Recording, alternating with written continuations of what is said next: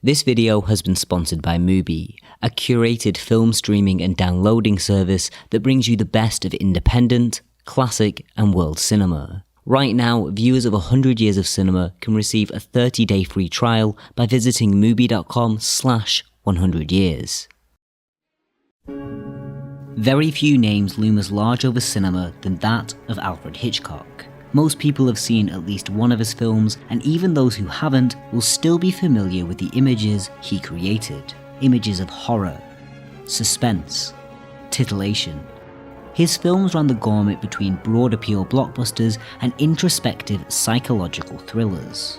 He's a director whose presence lies heavily through his films. Those familiar with his work are able to pick up his reoccurring obsessions, images and totems. But perhaps one of the most defining features of Hitchcock's work is his obsession with the psychological interplay between romance, violence, and sex. And it's this interplay which is brought to the forefront in Hitchcock's first American film, Rebecca, from 1940. Hello and welcome to 100 Years of Cinema. We'll be taking a look at least one film each year from 1915 onwards to track the evolution of film over the last century. It would be useful for the time being to separate Hitchcock the man from Hitchcock the institution. In just over 55 years, he directed almost as many films, and over that time he spawned a legacy that overshadows almost anything else in cinema. Hundreds of books, thousands of essays and articles, all criticising his work through every conceivable lens, combined with a distinct visual and narrative style, have helped to create two distinct entities: Hitchcock the man and Hitchcock the idea. Good evening. And although often one will inform the other, the two can be discussed as separate individuals. So let's first talk about what we know of Hitchcock the man.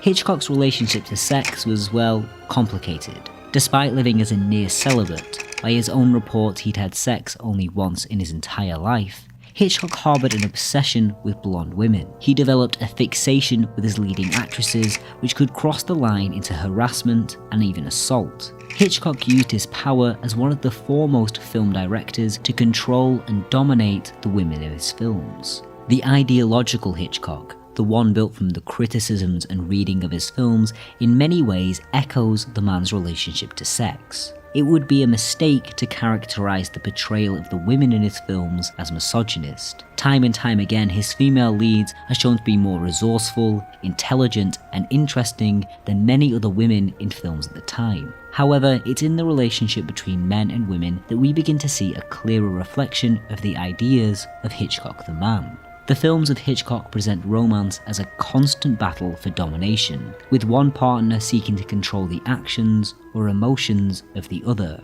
The roles of dominance and subservience constantly shift throughout the story, and often neither the characters nor the audience can fully understand where the true power lies until the very end of the film. At the extreme end of this interplay between romance and domination comes one of Hitchcock's most recognisable traits: the link between sex and violence. Rebecca wasn't Hitchcock's first film to deal with sex and violence.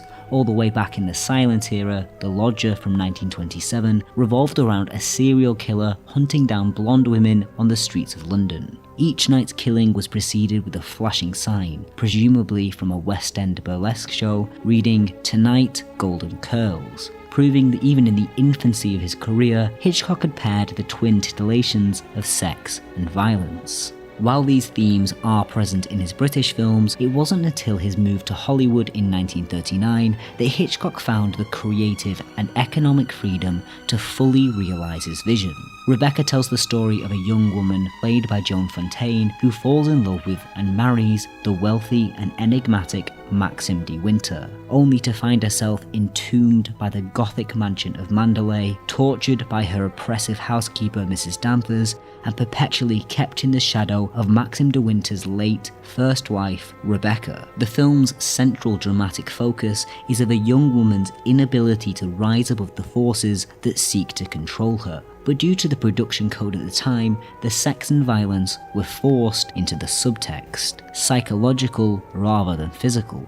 We opened with our unnamed protagonist years later dreaming of the house that she married into, Mandalay, a house which when viewed from the outside is one of wealth and opulence, but from the inside aches with the architecture of oppression. Large arches, dark cavernous hallways, grandiose staircases all work to encase our protagonist. Most of the features of the mansion's interior were in fact matte paintings designed to give the building a more overbearing feeling. In many ways, the building of Mandalay itself, the building that haunts our narrator's dreams, becomes a symbol of the oppressive nature of the relationships buried within its walls. Hitchcock was a master of misdirection, and from the very first meeting between Maxim and the woman who is to become his wife, he plants the seeds that will colour the audience's understanding of that relationship. I only thought... Oh, you did it. Well, what are you doing here? Namely one in which Maxim exerts his will over the narrator. Of course, our two characters do end up happily in love, but Hitchcock is less concerned with the destination and more with the journey that romance takes, the intricate dance that two characters perform together along the plot of a film. A microcosm of this can be seen in the relationship between our protagonist, who starts the film as a paid companion, and her employer. A very clear power balance is established right off the bat, but after a few instances of deception and a rapid shift in social standing, the power dynamic is reversed. In the films of Hitchcock, power is a fluid thing. Though the romance is centered around the newlyweds, the film's true power dynamic is between the second Mrs. De Winter and her housekeeper, Miss Danvers. Hitchcock shot Miss Danvers as an almost unearthly presence in the Mandalay mansion. She seems to glide through the room and occasionally appears like a ghost in the night. Her haunting aura penetrates the house even when she's not there. It's the addition of Miss Danvers to the social dynamic that lifts the film from what could have been a fairly simple melodrama about a young woman's inability to emerge from the shadow of her husband's first wife into a complex psychosexual story. Through a regime of psychological brutality, Miss Danvers keeps the newlywed couple tied to the memory of Rebecca.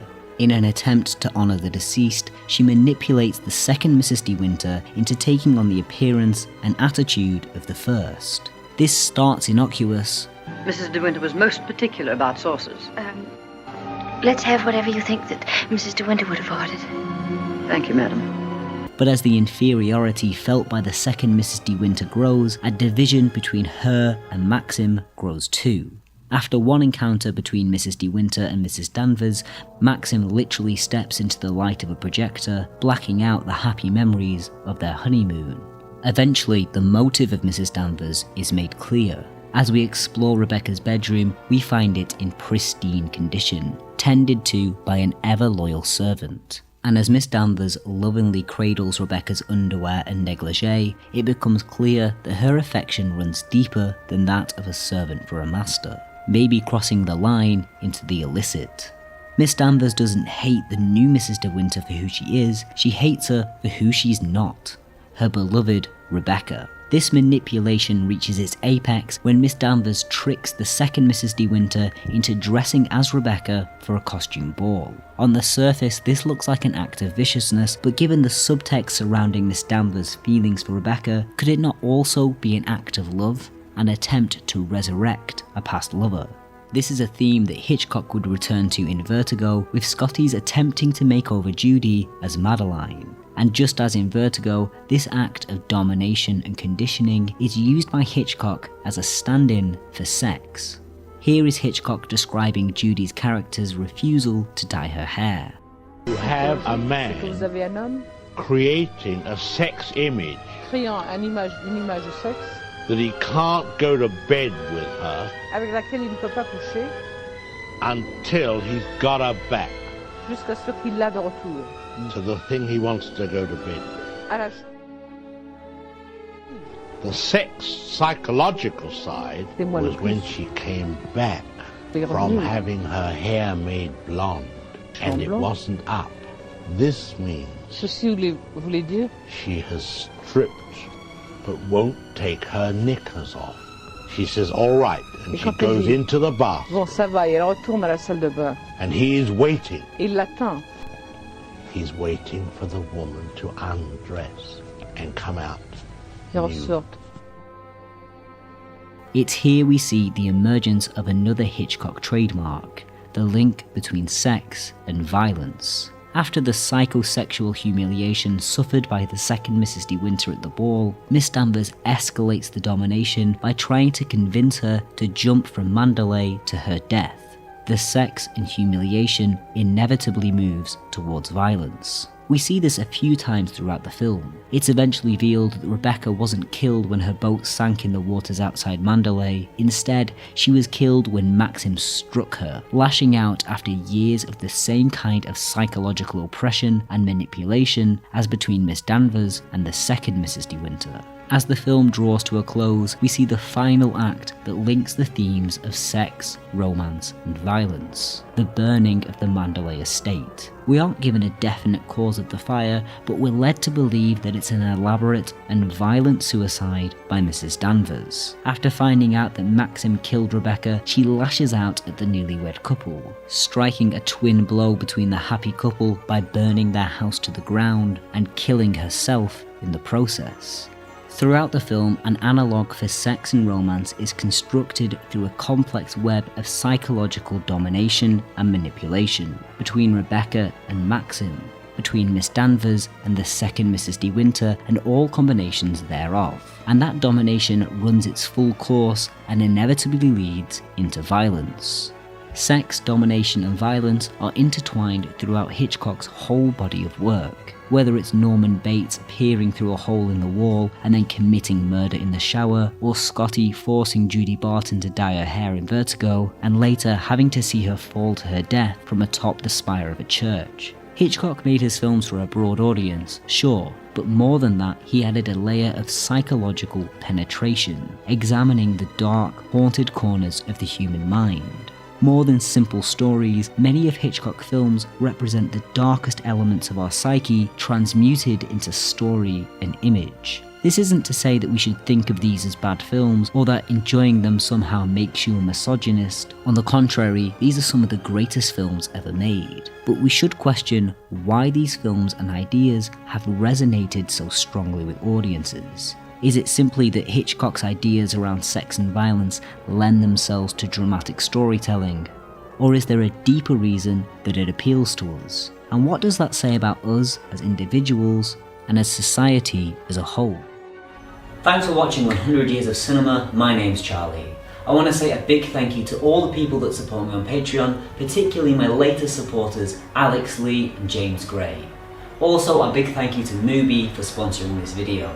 They are a unique video streaming service that offers you the best in classic, world, and experimental cinema, and there's a new film added every day, so there's always something to watch. You'll find a promo code for that in the information box below. For the past 2 years, I've been doing horror-themed videos in celebration of Halloween, but this time I'd like to give you a chance to pick the topic.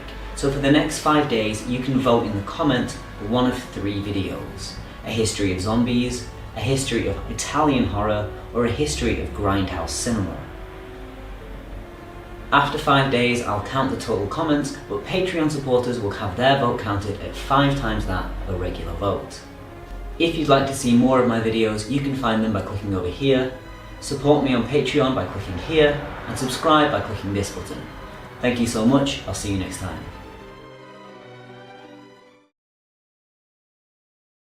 Oh no, Maxim, you do it. I'll go upstairs. Don't be such a little idiot, darling. Anybody would think you were afraid of them.